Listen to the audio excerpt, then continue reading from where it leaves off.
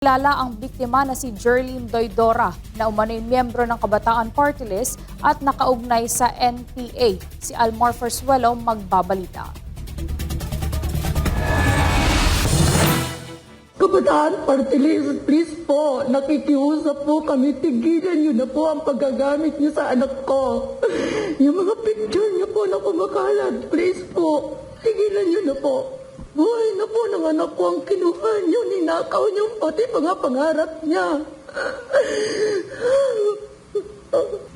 Ano ba ang gusto niyo?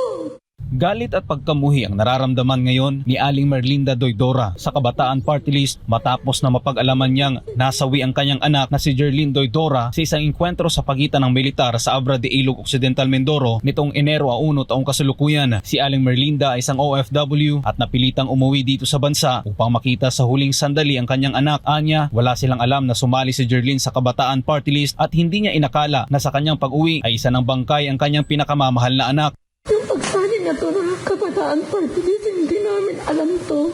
Dali-dali po ako umuwi kasi isa po akong OFW. Makasakit po sa isang magulang. Inunod na kuya niya na siya. Matatanda ang ilang beses nang isinawalat ng mga dating kasapi ng rebeldeng NPA na ang Kabataang Party List ay isang legal front ng CPP, NPA, NDF kung saan nagre-recruit ang mga ito ng kabataan na mamundok at mamuhay bilang mga NPA. Samantala, hindi rin napigilan ni Gina Madis, ina ni Stephanie Joy Borinaga, ang maiyak nang malaman na kasali sa engkwentro ang kanyang anak. Nagpaalam lang ang anak na pupunta sa Maynila ngunit napunta sa Mindoro dahil na-recruit ng anak bayan. Ang paalam niya dito lang sa Metro Manila. Hindi ko alam kung bakit na-recruit siya sa mga ganyang samahan.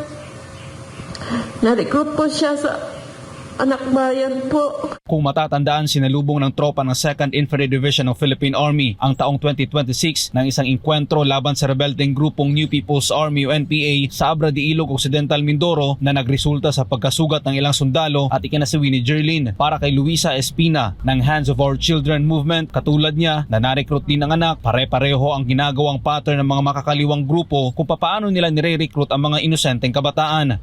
Karamihan po sa mga anak namin nawala po ng December.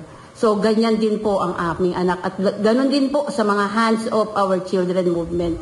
Same pattern po. At isasali sa mga immersion. Ang paalam kay Ma'am Gina, immersion. Kay Ma'am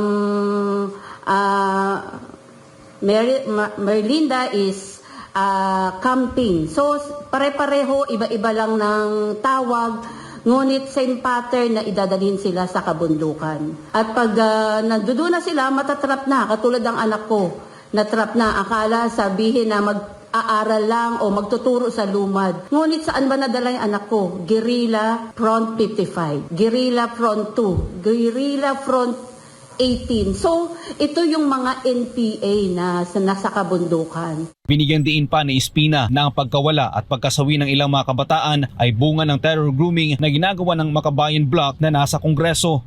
Ano po ba yung mga organisasyon na sinalihan ng mga anak namin? Recording in progress. Anak Bayan, Kabataan Party List, Gabriela, at marami pa pong iba. Na ito ay nakaupo pa sa mga ating gobyerno. Kaya kinukundina namin yung nangyari sa anak namin. Yung nandito po, larawan po kung paano natiterror grooming ang mga kabataan.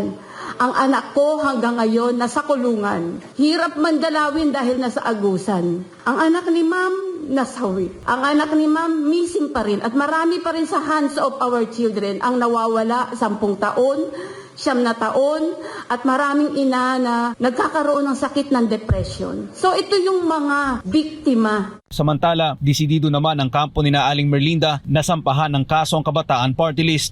Plan po namin ngayon ay magpa-file po kami ng case sa Kabataan Party List na yan. Sa nagdala sa anak ko at nagbigay ng kapahamakan. Noong Enero 8, na-rescue ng Philippine Army si Chantal Anicush, 24 anyos, isang PhilAm na kasama ng NPA sa engkwentro sa Sitio Mamara, Barangay Cabacao, Abra de Ilog. Umaasa si Aling Gina na makapagbibigay si Chantal ng impormasyon tungkol sa kinaroroonan ng kanyang anak. Para sa Diyos sa Pilipinas, kung mahal, Almar Forzuelo, SMNI News.